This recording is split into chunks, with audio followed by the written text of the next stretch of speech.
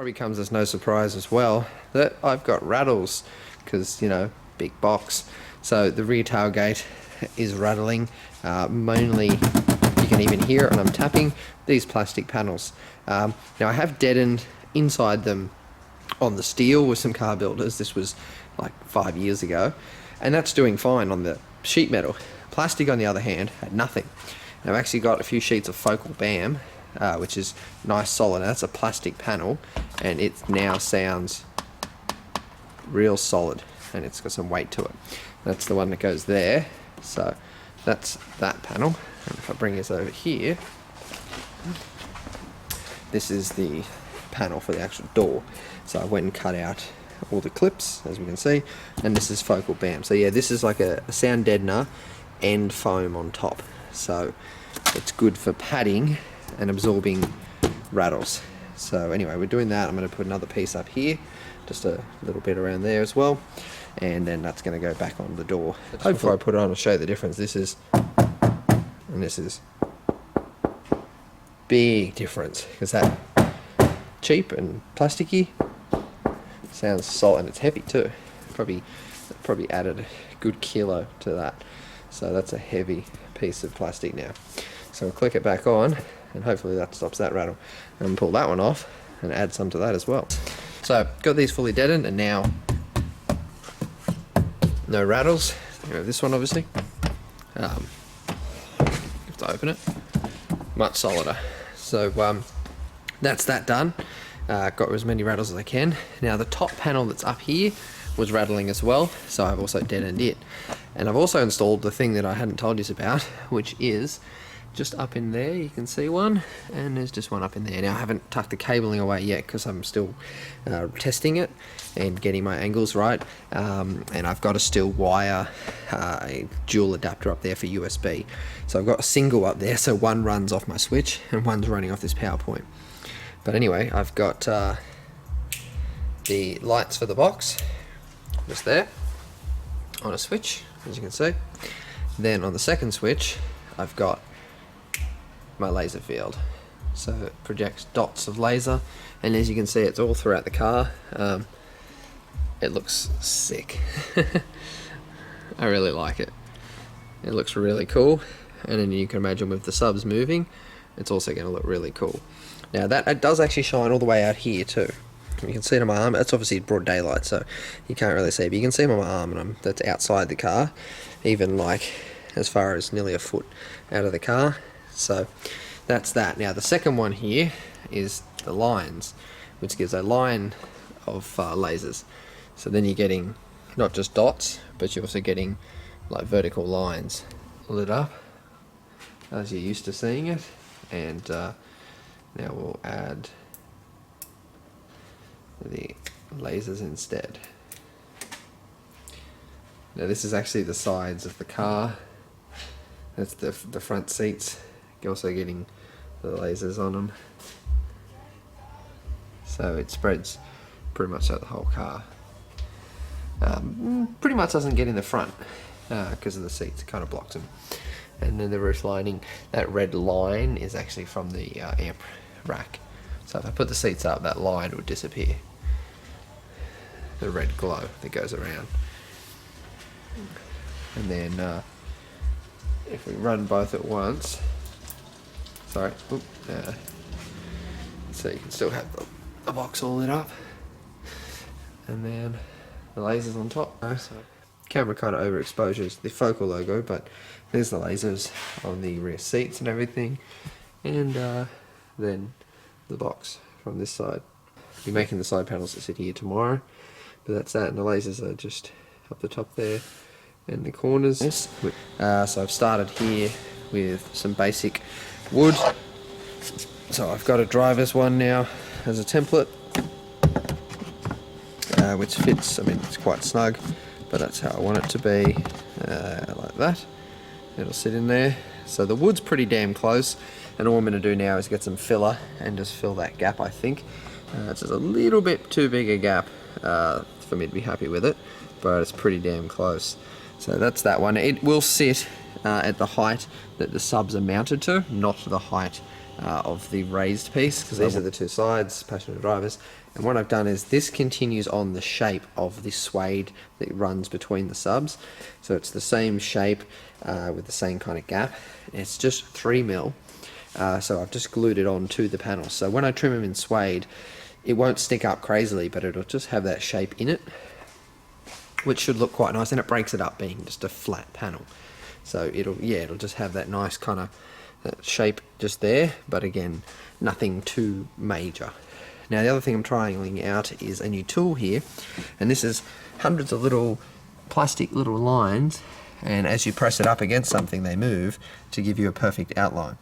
So as you can see here, I've pressed it up, and obviously I'm only holding it with one hand. If I hold it with two hands, as you can see, that's given me the outline for the front piece. So if I take that out now, as you can see, I've got a bit to cut out at the bottom. It's pretty much straight, and there's a notch there, and so all I got to do now is trace that line onto a piece of MDF.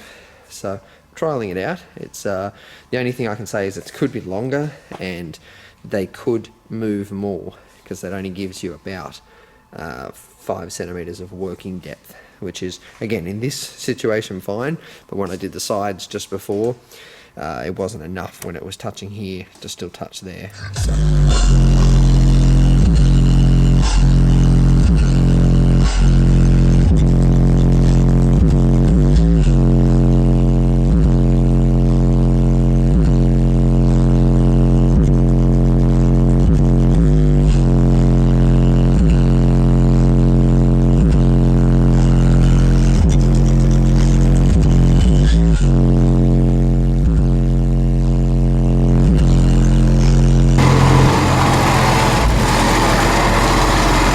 Something underneath. Tow bar.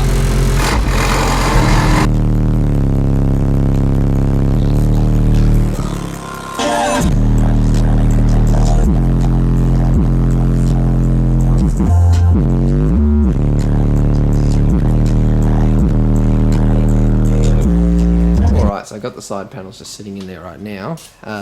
So what I'm going to be doing is masking up the plastic, because I'm just going to run a bit of filler to fill that gap in perfectly, but again, nothing like crazy amount of filler, just to make it look fitted, and then obviously they'll be trimmed, mounted and trimmed. So that's the top panels. Then I can make the front panel that'll just mount up as well. Alright, so there's the sides in with tape, so I'm ready to fill just the slightest bit of filler, but just enough to fill the edge to the actual bottom of the window there, and etc. So just as simple. That back edge will get a nice round over on it as well. Now there's the first panel, the filler, pulled it out. It's just setting right now, completely curing, but other than that, it's just going to need a quick, simple sand. It won't be hard at all. So pretty much all I was doing was, again, filling in that tiny bit of a gap there, which from the side, as you can see, there's just a slant. Again in there, so I put the filler in, I wait till it starts to get hard but not rock hard, and then I'll loosen off all the tape and then jimmy it out and then give it a sand, obviously. So alright, now that's both panels all sanded and ready to go. So now it's time to trim and suede, and that's all I ended up adding was that lip on the edges. So that's that, she's ready to trim. Right, and there is the sides in. Suede on each side, just like that. Looks good. Alright, once more, here it is at night, now with the panels and the sides.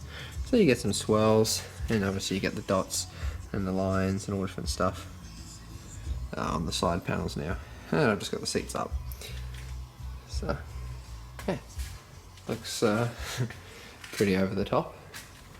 That's what I like. If I turn the lights on, I'm pretty sure you can see the lasers through the cones, which is kind of cool as well. Alright, I got my two panels cut and sitting in there, and again I think they're going to pressure fit. So as you can see, they're not trimmed obviously in suede yet. They're my two switches. for the lasers and for the lights. And what I've done is I got it pretty close with wood, but I didn't want to have it super tight, like to the point where I, you know, scratch in the box or whatever. And what I've done is I've ran a foam tape, very thin foam tape, on the actual piece of wood all the way around the edges. Well, these two edges, should I say. And so it squishes in and it keeps it like dead set. That's just pressure fit. And that's solid and in there. And then because that back panel's deadened, that won't rattle on that. So once I trim it, it's going to be a little tiny bit thicker again. The suede's very thin, but it should sit in there really nicely. And as you can see, it just frames the box with black suede. So it's nothing crazy, but it just frames it in there and makes it look fitted. Alright, and the sides are in. Just simple, as I said, they're nothing over the top, but just, as you can see, fills in the blanks. Some of the suede needs to be wiped because you can go either way with it. So, but you get the idea. It looks good. Just fills in the blanks and makes it look completely fitted in the car. And then I've just got my two push switches here for the laser and for the lights in the box. So pressure fitting didn't really work. That's pretty much how they ended up popping out like that. So what I've done instead is that bracket, I took the deadener piece off. I've added another little metal bracket just there. And then I'm just installing a magnet simply on the back of my panel. The magnets, just these little door covered ones, so they actually are countersunk, so I can screw it onto here. So the magnets are attached, a little screw through the middle, and then I've just done a ring of hot glue around the outside, and the little metal brackets are in there now as well.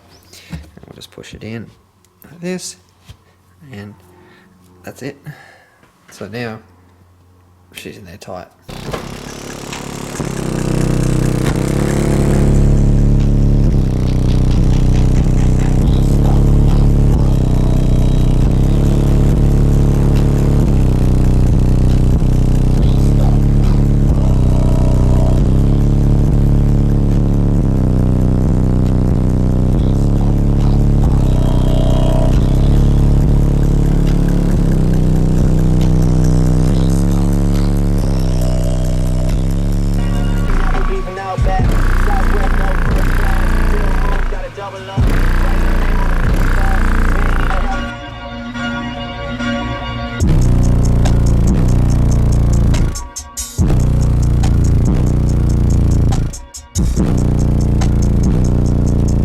Alright guys, well I'm going to sum that up as the end of the build. Everything's finished at the moment. Yeah, I've got some rattles to get rid of and stuff, but I mean that's not really something I'm going to bother showing. And other than that, it's all built, it sounds clean, sounds good, nothing's being overpowered. Like I've been playing this now for 10 minutes and they're like a tad bit warm. So nothing's going to blow up, no smoke, no smells, nothing. So I can run this daily, and this is running off one battery. So, I mean, yeah, they could probably handle a little more power, but, you know, then I'm going to risk damaging them, and at how much these things cost each, I don't mind running them as they are.